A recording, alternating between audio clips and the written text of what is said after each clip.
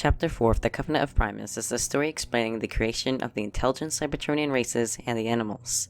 It includes the original Predaking that the Transformers Prime character is cloned from, and how the ancient Predacons went extinct. Onyx, Micronus, and 13 have just given themselves to the well. Onyx's relic scans the universe of his life forms for patterns to base the new Cybertronians on. After this, the well widens out and releases a storm of animal life. All kinds and sizes of robotic animals cover the land and fill the air and go across the world.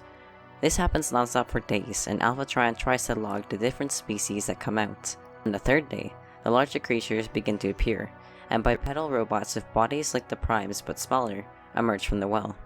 The first robot at the front of the group has an innocent face full of awe, and is none other than Orion Pax, the reincarnation of 13. So he's pretty old. Now no new Cybertronians realize they have a TCOG, and so no one knows they can transform.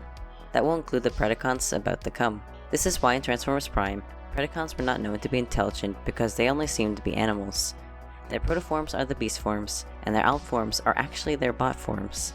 Prima and Alphatron wonder if they should tell Cybertronians that they can transform, but then decide not to. The Primes don't want to meddle with the new generation and take over, to be seen as heroes to solve everyone's problems, and they just prefer to watch what is developing on Cybertron in slowed down time. On the last big day of the large-scale creation of new life, 3 giant monsters crawl out of the well. The first is the largest beast created yet, with a long tail neck, enormous wings, a horned head, and sharp claws, teeth, and tendrils. The monster leaps upon a nearby animal and tears it apart, drinking up its energon blood. Then, it throws back its head and screeches, and the screech is echoed by 2 more monsters coming out of the well.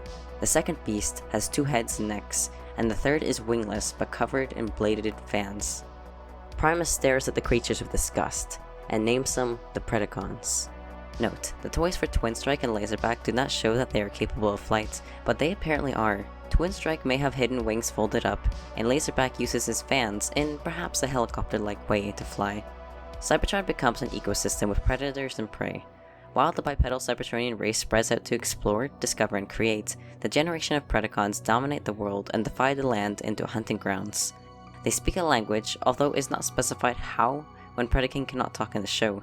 It may very well be a language Predacons created with the sounds they could make, but the Primes could understand it perhaps because they observed the development of Cybertron carefully.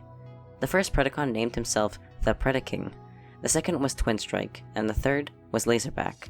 Predacons do not eat raw energon, but make meals out of the animals of Cybertron. The Predaking is an incredibly arrogant character that makes his clone counterpart look gentle and humble in comparison. He claims the world is his own, kills and eats other Predacon enemies, and thinks of all other races as inferior.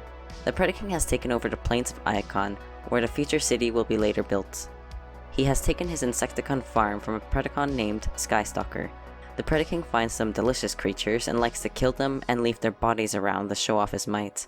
As big as his ego is, however, the Predaking was taught a hard lesson that no Predacon may eat the bipeds. One fateful day, the Predaking decides he would like to taste the medium-sized, 2-legged minor Cybertronian bot he had seen before. He catches and devours the bot and finds nothing special about the flavor. A little later after doing this, however, Primus shows up with a Star Saber and beats the shit out of him.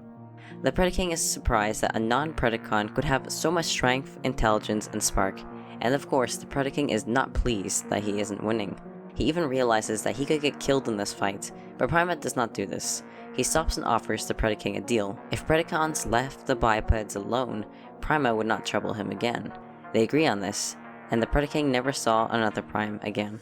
This day at the Insecticon farm, which is just a patch of land with Insecticons munching on energon, the Predaking eats his kill. Minutes later, as he is flying, a meteor strikes the ground and the explosion knocks him out of the sky. The Predaking refuses to be scared and eternally mocks the animals fleeing in fear, but seeing the destruction at the impact site leaves him in chills. Twin Strike and Laserback meet up with him, and he is trying to appear collected although he is feeling frightened. 3 more meteors blaze down and he feels helpless and frustrated that he cannot fight a natural disaster. Animals ignore the Predacons and run past them as the air gets thick with dust and pollution. The Predacons get savage in their frustration. Twin Strike eats one of the creatures, and the 3 Predacons fight each other before breaking apart to discuss the situation. The Predacons notice the redness of the sky, but they know nothing about astrology and consider that the sky is falling. The Predaking tries to act like he has control of the situation and believes the best they can do is secure the hunting grounds and find a safe place. He He mentions that they can take over Skylynx and Darksteel's hunting grounds. What he doesn't yet realize is that this is a global catastrophe. The rotation of neighboring star systems caused the great cataclysm mentioned in Transformers Prime. A second dying star, possibly a red giant, comes into gravitational conflict with theirs. Cybertron gets soaked in heat and radiation and pelted with asteroids. The remaining primes go into space and try to break up the larger asteroids, but they realize they'll have to do more to save the bipedal race. The primes tell the people how to go into stasis lock, which is a natural ability the animals have used to avoid capture from predators. However, bipeds had a different tactic of grouping together and fighting off enemies, so they hadn't known how to do it. Once the people learned how to hibernate, they gathered deep underground to sleep for thousands of years until the event had passed. But the Predacons are on their own. Wherever the Predaking, Twinstrike, and Laserback fly, there's no end to the worsening conditions. Besides the deadly meteors, the temperatures are extreme, the air is thick with pollution, and radiation is damaging them to the core. The world falls into darkness and storms, and the Predacons can only fly for a few hours a day. It is so bad that the Predaking is considering something he never has before: hiding. Soon, the heat was going to damage and melt his body. The Predacons try to fly west under the cover of the night on their quest to find a safe hiding place. Yet everywhere they go, they cannot find caves deep enough to protect them. On top of that, the animals are disappearing underground or dying, so they are running low on energon. After 2 days of flying, they realize their end is upon them. The radiation has left a maddening buzz in their brain that is growing worse, and they are so very weak. The sun is beginning to rise and they cannot find shelter from its heat and radiation. The madness has gotten to his brethren, however, and suddenly, Laserback and Twinstrike attack the Predaking. Together, they fight through the intense heat and radiation, barely able to think any longer. When the Predaking gains a moment of consciousness, he sees the end of the Predacons and calls out to the only higher being he is aware of, Onyx Prime, who may just be a myth. There's no answer, but he triggered an ancient ability to deliver a stasis lock beam that puts Twinstrike and Laserback to sleep. He drags his friends, and surprisingly, that is the word used to describe them, down into the gorge and deep into the underground caves. The Predaking knows that they will never wake without fresh energon, and with no one to give it to them, they will never wake again. However, the Predaking doesn't want to be the one to kill them, so he decides it'll be more honorable for them to simply lie dormant than to die in a hole like vermin. The Predaking hits himself with the stasis lock with a random timer to wake up. However, these buried Predacons would not emerge or be remembered by anyone. The book does not state their fates, but considering that Predaking is cloned from the Predaking's remains, they may have stayed in stasis until they completely ran out of energon and died, or they were crushed by the shifting plates of the planet. But this was the end of all the original Predacons, who were not aided by Primal although they were intelligent beings. No one informed any Predacon that they should go underground and go into stasis lock to survive the cataclysm. And it may be that Prima's hatred of Predacons had led him to let them die. Perhaps Prima was very literal about their deal to not cause the Predaking no more trouble, and to let each race care for its own.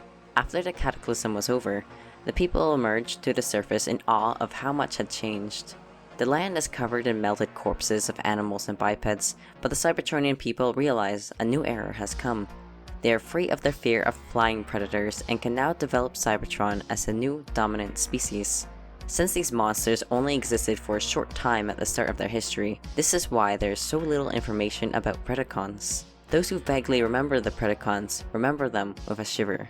Those who had not lived in those times know nothing more than their carnivorous nature, which is why the Decepticons are horrified to come face to face with Predaking in the series.